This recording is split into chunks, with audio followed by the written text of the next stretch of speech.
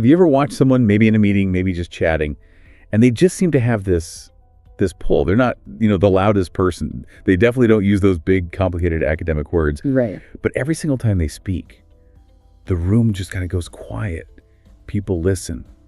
And the response they get, it's exactly what they seem to be aiming for. It looks so easy, effortless almost. Yeah, and you watch that and you think, wow, they're a natural at this. Exactly. You think it's luck or some innate gift. And that right there, that's the classic mistake, isn't it? It looks like luck, sure, but it's really anything but that effortless quality. It's the result of what our source materials call smart communication. It's deliberate, it's practiced, it's a set of skills built on a really solid internal foundation. It's about making sure your message doesn't just, get heard, but that it actually lands exactly the way you intended. Maximum impact, minimum friction. That's the goal. That distinction, luck versus skill, that feels really important. We've got this stack of sources you brought in, articles, behavioral studies, practical guides, all sorts of things. And we're going to synthesize them, basically pull out the blueprint you need to turn communication into a really powerful, lifelong skill. Yeah, this isn't about quick fixes or little tricks. It's about fundamentally upgrading how you interact. Which then, naturally, helps your relationships at work, boosts your career, and just makes you feel more confident overall. So let's start by defining what we mean. When we say smart communication, we need to be crystal clear about what it's not. Good point. It is not about being manipulative. It's not about being clever in that sort of sneaky way. It's definitely not about having perfect grammar all the time or sounding like a dictionary. Right. And it's not about having the loudest voice either, Yeah. or just dominating the conversation. Absolutely not. The sources really hammer this home. Smart communication is actually simpler in concept, though maybe harder in practice. It's fundamentally about connection. Connection. Yeah. The real measure of how well you communicated isn't how brilliantly you spoke. It's about how well the other person felt heard, felt respected, and really felt understood during that whole exchange. That flips the focus entirely, doesn't it? Away from performance and onto reception. Precisely. And to get that genuine connection, the sources point to 3 core pillars. Think of them like the main ingredients. First, purpose. You need to know exactly what you want to achieve with this specific interaction. Okay, know your goal. Second, clarity. Saying what you mean simply, without ambiguity. And third, empathy. Always considering the other person's perspective, their needs, before you even open your mouth. Purpose, clarity, empathy. Yeah. Got it. And I love the analogy the materials use to make this less abstract. They talk about communication as a bridge. Ah, yes, the bridge analogy. It's a good one. It really is. It's that vital link between your mind and their mind. And if you build that bridge carefully, with strong materials, understanding, honesty, respect, then the connection is strong. It can carry complex ideas, difficult messages. But, and here's the crucial part, if you rush it, if you just assume they know what you mean, or you don't think about how your tone might land, the bridge cracks.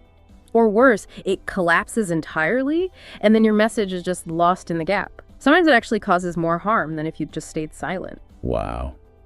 That's a powerful image. Yeah. So to avoid those bridge collapses, the smart communicator doesn't just wing it. They follow 5 key actions every time. These aren't just ideas, they're actual practices. That's right. A kind of checklist for smart communication. Number 1, think before you speak. Seems obvious, but it's critical. Okay. 2, listen actively. Really listen.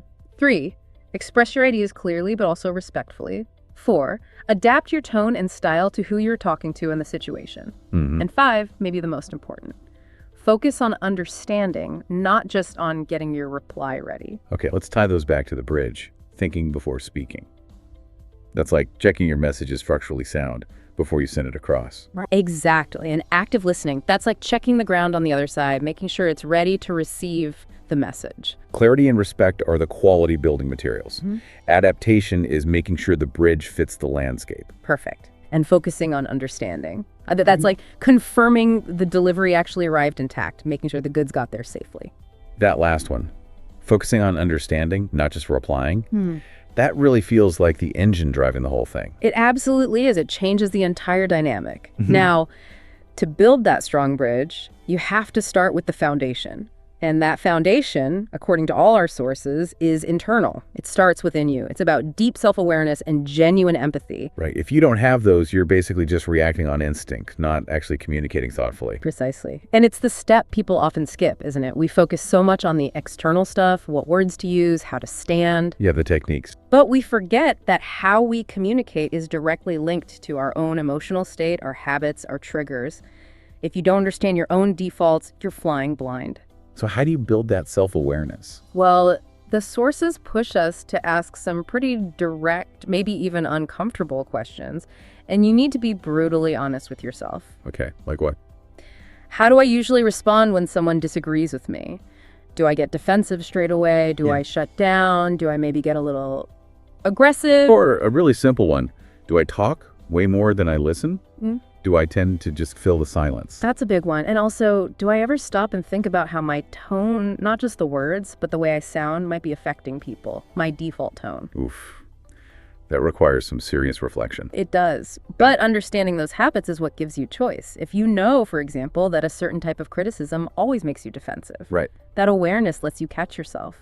You can pause and consciously choose a better response instead of just having that knee-jerk emotional reaction. Yeah. You move from being a reactor to being a communicator. That's a huge internal shift. And the other side of that foundation is empathy. We hear that word a lot. We do, and it's usually defined as, stepping into someone else's shoes. But in communication, its power is really profound. Oh, so? It changes your core objective. When you approach a conversation with real empathy, you stop worrying so much about just delivering your message perfectly.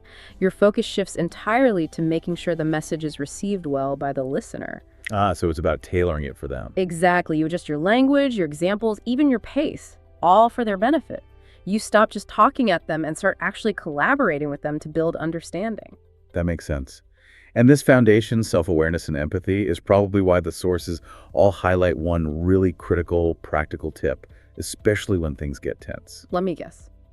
Pause before you react. Bingo. It sounds so simple. It sounds simple, but it's incredibly powerful. Think about it physiologically. When something unexpected hits you, a criticism, a strong disagreement, your emotional brain, the amygdala, fires up instantly. Fight or flight. Right, that immediate rush. That system is fast. It can hijack your rational thinking, their prefrontal cortex. That little pause, maybe just 2 seconds of silence, that's you deliberately hitting the brakes. You're giving the rational part of your brain a chance to catch up. So you shift from react to respond. Precisely. And smart communicators use that silence strategically. It's not just dead air. That brief quiet tells the other person, I heard you. I'm actually considering what you said, even if you completely disagree. That's a huge nonverbal signal of respect, isn't it? Even if you're about to counter their point. Massive. It shows control, consideration, and respect, all in one small pause. Okay, so once we've shored up that internal foundation, the self-awareness, the empathy, the pause, we can move to the actual speaking part, smart speaking. And the sources really emphasize a mindset shift here. Like, talking is easy. Anyone can fill the air with words, right? But communicating effectively, that's an art. It's strategic. Yeah, the goal isn't to show off how much you know. It's about getting your ideas across clearly, calmly, and in a way that actually engages the other person. It's about quality over quantity. Exactly. Say less, mean more, much more. And the number one rule across all the materials seems to be clarity is king. Absolutely non-negotiable. We're constantly told, ditch the complicated jargon if simple words work. If you have a choice between sounding smart and sounding understood, pick understood. Every single time. Your job is to guide the listener across that communication bridge we talked about. Don't make them navigate unnecessary obstacles or confusing language just to prove how smart you are. It's funny how often we see that, especially in corporate settings or academic fields. Jargon becomes a shorthand for competence, almost. It does, but it creates what's called cognitive load. Every unnecessary complex term you use forces the listener's brain to work harder just to figure out what you mean. And that uses up their attention. Exactly. It drains their mental energy, makes it harder for them to follow the important stuff. The sources had a great example of this. It really highlights the difference. You might hear someone say something like, our core competencies synergize with strategic deliverables, necessitating an agile framework for stakeholder resource allocation. Right. Sounds very official, very corporate. But what do they actually say? What does it mean in plain English? Honestly, not much that's concrete or actionable. They sound impressive, maybe, but they've delivered mostly noise. A smart communicator understands that cost. They'd cut through it.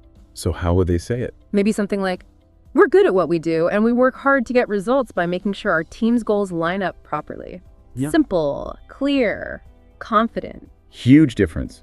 It respects the listener's time and brain power. Totally. And beyond just the words themselves, tone and pace matter hugely. They're like the emotional wrapping paper around your message. How so? Your tone carries your real intent. You could say that's interesting, but if your tone is dismissive or clipped... They won't hear interesting. They'll hear, I think your idea is stupid. Exactly. They'll focus on the negative feeling and ignore the actual words or data you presented. Tone trumps content often. And pace. How does that play in? Pace is critical too. Speak too fast and people feel rushed. They might think you're nervous or maybe that you don't really care if they keep up. Yeah, or that you're trying to gloss over something. Could be. Speak too slowly or too softly, on the other hand, and you might sound unsure or people just lose interest because it doesn't feel urgent or important. So smart communicators adjust? Constantly. They modulate their voice, they vary their pitch, they use pauses strategically to emphasize key points. They match their energy serious, relaxed, urgent to the situation and the message. It's vocal dynamics. Which connects to the next point, the authenticity factor. The materials were really clear that people can sense fakeness a mile off. Oh, absolutely. We're surprisingly good at detecting insincerity. If you're just saying what you think someone wants to hear or trying to manipulate them, they usually pick up on it. And that kills trust instantly. Instantly. So the smart communicator values honesty, but, and this is key, it's honesty coupled with respect. They'll state their opinion, even a strong one, but they do it in a way that invites discussion, not arguments. Builds respect, doesn't create resistance. Okay, honesty with respect. And finally, in this section on speaking, there is a really interesting technique for making messages stick, for making them persuasive. Stories, not statistics. Ah, yes. Facts tell, stories sell. It's classic advice for a reason. Why does it work so well? Well, data and statistics are crucial for credibility, right? You need the facts. But facts alone are often cold, abstract. People might understand the data, but they don't necessarily feel it or care about it. But a story. A story connects emotionally. If you weave in a short, relevant narrative, maybe a personal experience or an example about a real person, Right. It creates an immediate hook. It makes the abstract concrete. So people don't just know the message, they feel it. Like instead of just saying customer churn increased 15%, Right, which is just a number. you tell the story of one specific customer who left and why they left. Exactly. That story anchors the statistic. It makes it memorable, relatable, and much more impactful. It ensures the message doesn't just get processed, it gets felt. And felt messages drive action, right? Okay, so we've covered the output, smart speaking. But now we need to talk about what might actually be the secret weapon of truly effective communication. Which is? Smart listening. It's the one skill that, if you improve it starting today, can dramatically transform how well you communicate almost overnight. But isn't listening just not talking? If only it were that simple. That's the core problem, isn't it? The reason so many conversations go off the rails. Most people, most of the time, are not listening to understand. They're listening purely to reply. Waiting for their turn to jump in. Exactly. They're just treating the other person's words as a pause, a gap they need to fill with their own brilliant thoughts. While the other person is still talking, they're busy formulating their rebuttal, their counterargument, their own story. And when you're doing that, you're obviously not fully absorbing what they're actually saying. The connection just snaps. Completely. Smart communication demands full, focused attention.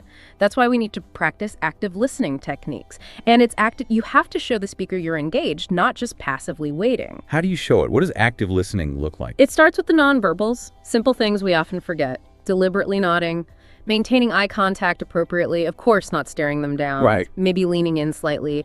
These little physical cues send a powerful message. I'm here. I'm focused on you. Okay, body language matters. What about verbally? The most crucial verbal technique is summarizing or paraphrasing what you just heard them say, asking clarifying questions based on it. Why is that so important? Two big reasons. First, it confirms to the speaker, yes, I got your point. It validates them. They feel heard. Second, it ensures you actually understood correctly. It catches misunderstandings right away before they derail the conversation. So you might say something like, okay, so if I'm hearing you right, The main bottleneck is the approval process for stage 3, because it requires sign-off from 2 different departments. Is that basically it? Perfect example. That quick check sums it up, confirms the facts, shows you are listening, and lets the conversation move forward on solid ground. No lingering doubts or misinterpretations. Okay, that makes sense. Now, what about the opposite? Interrupting. Yes, the cost of interrupting. We're all guilty of it sometimes, right? Especially when we're excited or feel strongly about something. Definitely. But we have to really internalize the message interrupting sends. Every time you cut someone off, you are implicitly saying, my thoughts right now are more important, more valuable, more urgent than whatever you were about to say. Ouch. Yeah, that doesn't feel good on the receiving end. It really doesn't. It destroys rapport. It breeds resentment. Smart communicators work hard to cultivate patience. They resist that urge to jump in, even maybe especially when they strongly disagree. Letting the other person finish their thought, even if it's difficult. That restraint, that conscious choice not to interrupt, it's a massive display of respect and self-control. It elevates you in their eyes, paradoxically making your eventual point stronger. Okay, resist the urge. Got it. Now, the materials also mention something more subtle, about listening beyond the actual words. Yes, this is a more advanced skill, but incredibly valuable. Listening for feelings, not just words. What does that mean exactly? It acknowledges that people don't always say exactly what they mean or feel. Sometimes they can't articulate the emotion, sometimes they choose not to. They might mask frustration with technical details, or hide disappointment behind a joke. So the words might say one thing, but the underlying feeling is something else. Precisely. The smart listener pays close attention to the emotional subtext. What's their tone of voice really conveying? Are there long pauses? Is there tension in their voice, even if the words are neutral? You listen between the lines. Trying to pick up on those emotional cues. Right. By tuning into those signals, the tone, the hesitations, the energy, you can often get a much better sense of the real message, the underlying concern or feeling. And that's often far more important than the literal words being spoken. Especially for resolving conflict, I imagine. Addressing the feeling, not just the surface words. Exactly. It allows you to connect on a deeper level and address the root cause of the issue, not just argue about the surface details. It's a game changer. Okay, so we have the internal foundation, the speaking skills, the listening skills. Now we need to apply all this to the different contexts we communicate in today. Because it's not just face-to-face anymore, is it? Not at all. We need contextual communication skills, starting with the big one, the digital age. Right. Email, Slack, texts, it's constant. And the challenge is immediate. Digital channels strip away almost all the nonverbal cues we rely on, tone of voice, facial expressions, body language. It's incredibly easy for messages to be misunderstood. Yeah, what you mean is quick and efficient can easily sound cold or rude in an email? Totally. That's why we need clear protocols. The sources lay out some really practical, smart emailing rules. First off, keep emails short and structured. Use paragraphs. Use bullet points if needed. Respect their time. Good one. What else? Always, always use a clear, descriptive subject line. Let the recipient know the purpose of the email before they even open it. Saves everyone time and frustration. Okay, short, structured, clear subject. What about politeness? Basic digital etiquette is crucial. Start with a simple greeting, hi name, end with a closing and a thank you, best regards, or thanks.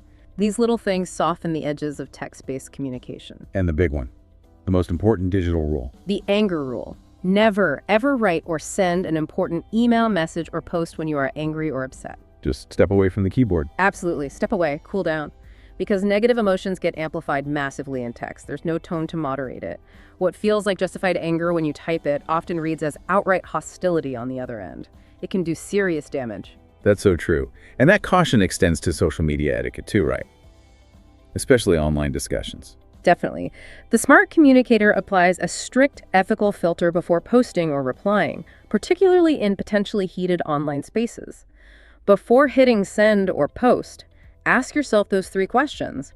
Is this helpful? Is this kind? Is this necessary? Helpful, kind, necessary. If the answer to any of those is a clear no, then just don't post it. Delete it. Smart communicators use these platforms to add value, share insights, or build connections, not just to vent fleeting emotions that can damage their reputation long term. Okay. And what about virtual meetings? Zoom, Teams, etc.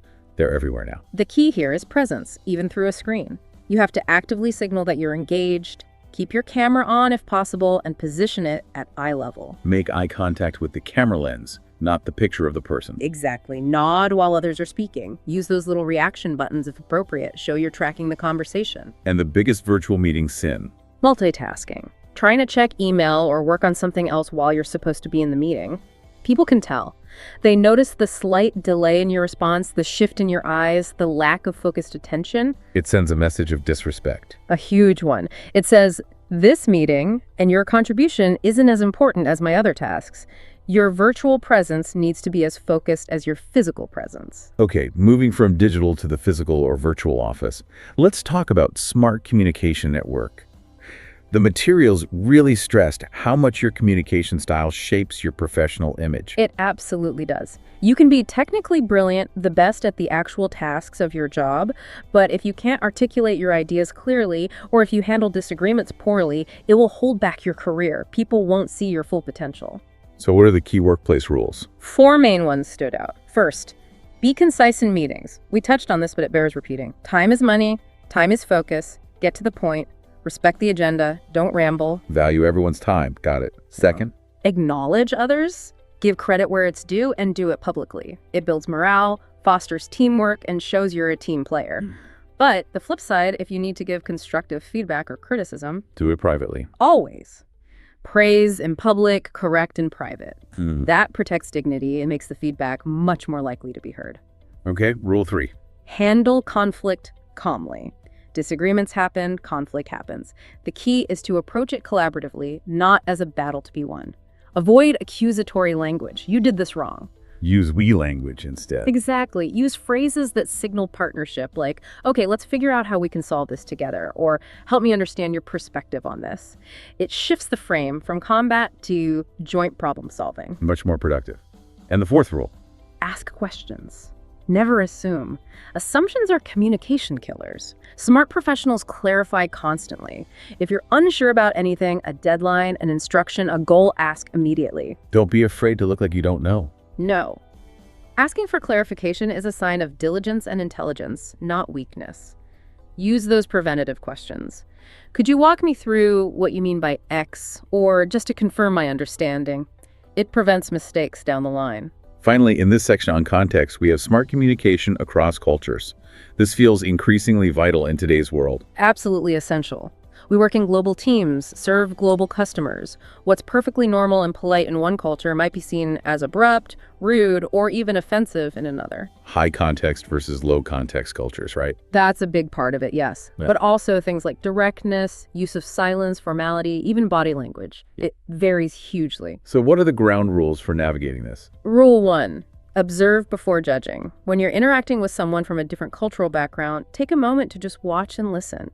Notice their pacing, their level of directness, how they interact. Don't impose your own norms immediately. Be a cultural observer first. Makes sense. Rule 2. Avoid slang, idioms, and complex jargon. Stick to clear, simple, standard language. Things that seem obvious or funny to you might be completely baffling to a non-native speaker or someone from a different background. Keep it accessible. Good advice generally, but crucial here. And the 3rd rule. Respect different communication styles. Recognize that directness isn't universally valued. Some cultures rely heavily on indirectness, reading between the lines, understanding context. Others are very explicit.